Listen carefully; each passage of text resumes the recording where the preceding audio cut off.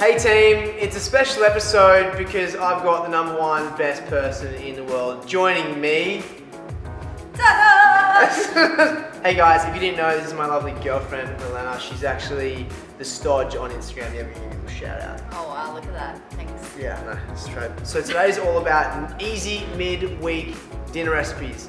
And so I thought it was just fitting because I see you during the week, every single night, and on the weekends too, but just so happens that it's a weeknight, so it kind of makes sense. Yeah, we're obsessed with each other. Yeah, true story. Anyway, so this, guys, is a really simple dish to create if you are coming home late, you know, minimal ingredients. It's vegan. I'm also using nutritional yeast. Do you know what that is? No, tell me. Oh, well, as you asked. It is a savory note that it allows people to get that umami hit. Almost like a cheesy kind of taste that you wouldn't be able to if you are vegan, because obviously you don't have cheese. We've also got one of my, you know how much I love cashews. They offer a really cool combination with yeast of a cheesy note, because you got a little sweetness, a little tanginess with the nutritional yeast. So, to make this pasta, you can almost put the clock on. Simply gonna start with your water. Put your water on the pot. So team, today we're using quinoa pasta. Now you can get this in different forms. What's your favourite? Spaghetti, penne? Oh yeah, penne. Penne? We've never actually done penne. No. Little fun fact. For those playing at home, things we haven't done in pasta world, penne. So, into our pot, you're gonna add a pinch of salt. You wanna do that, my lady? Sure. My pinch or your pinch? Yeah, just give it my pinch. And then a little bit of squish of the olive oil. In goes the whole bit of that lovely pasta, fusilli pasta, quinoa style. Lid back on. That is going to be about 8 minutes because quinoa pasta needs to be looked after. Whilst that is going on, we've got another pot right here. That, we're going to make a really simple sauce. Whoa, go to town. You're flattening your knife, easy little push down, and it squashes it. You start to see all these natural oils start to come out. Using the back of the blade, have that always on the board or your surface, and scrape it back towards you. And just kind of repeat that into a nice, simple fashion. And eventually, you get a paste-like form. You can also add a little bit of salt, and that brings out more of the natural moisture. Yum. Who's done that at home? Not me. So a little bit of olive oil into a pan. Now you want to do the other ones? Yes. Yeah, like that one. Ooh, in that goes. Now it's going to be really simple. You know how to remove the rosemary leaves off the stem? Yes. Okay, so you can do that for me. Straight in there. Exactly. So early on stages, guys, when you're making an oil, you want to add in your hard herbs, your thyme, your rosemary, your sage, infuse it with your garlic. You can always add a little bit more oil as well. And then you create this beautiful oil-like component, and that's helped flavoring the rest of your sauce. So with that, we're going to add in some tomatoes. I'm going to step away. Yeah, you're going to step right back. Yeah.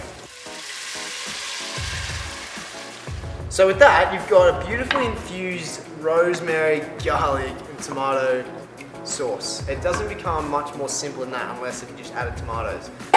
So we've got here our food processor, or RoboCube if you work in the industrial chef world. We're just going to add in our cashews. We're going to make a parmesan cashew crumb. Alright, so you've got the cashews in there, straight in there. I'm not going to add any salt. In this goes. Ooh, babe. Yeah. Hold it in your hand. Yeah. Go for it.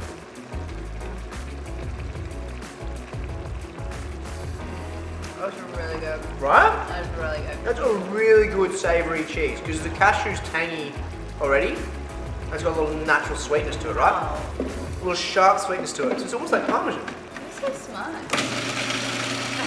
Here we have a beautiful crumb-like consistency. And this can store forever. Like, honestly, nutritional yeast hasn't really got to use by date. Nuts obviously don't. So that's kind of like one of those things you can make in advance. You don't have to make it at the same time. Quinoa's still got a little bit to go, probably got another 2 minutes. Let's season our beautiful tomato base here. How do we do that? Salt. So you've got the acid or the acidic nature coming from the tomatoes. You've got the rosemary, the garlic, the oil that's already infused in that pinch of salt. That is a beautiful sauce in itself. So the trick to quinoa pasta, cook it to a point where it's still holding its shape, like so, but it hasn't gone gooey yet. Sweetie, watch your mouth, not too hot. Still got a bit of a bite, yeah? Yeah. But still, it's like, Perfect. it's good? All right, perfect. So, time to drain this bad boy. Alright, so pasta into our epic tomato-based sauce. And as you can see, I left a little bit of the liquid that was already in that pasta sauce because that starchy nature adds to the actual existing tomato goodness. Time to serve. Yeah. There's one plate, we'll just share this. Sauce in. Watch with. Oh, that is one epic pot right there. So with that, guys, you got your simple pasta, your tomato-based sauce, and then over top, just add in your parmesan cashew cheese. And that's like, honestly, a really simple, you know, everyone says like using alternative comfort foods is so much harder to do. You have to do a lot of things. Like realistically, you cook pasta, quinoa pasta, you made a really simple sauce and blitz two things together and it's just like that, hey? You got this one, babe. So if you guys want to see us again, make sure you subscribe, comment down below, and give us a like. Check your friends. Bye.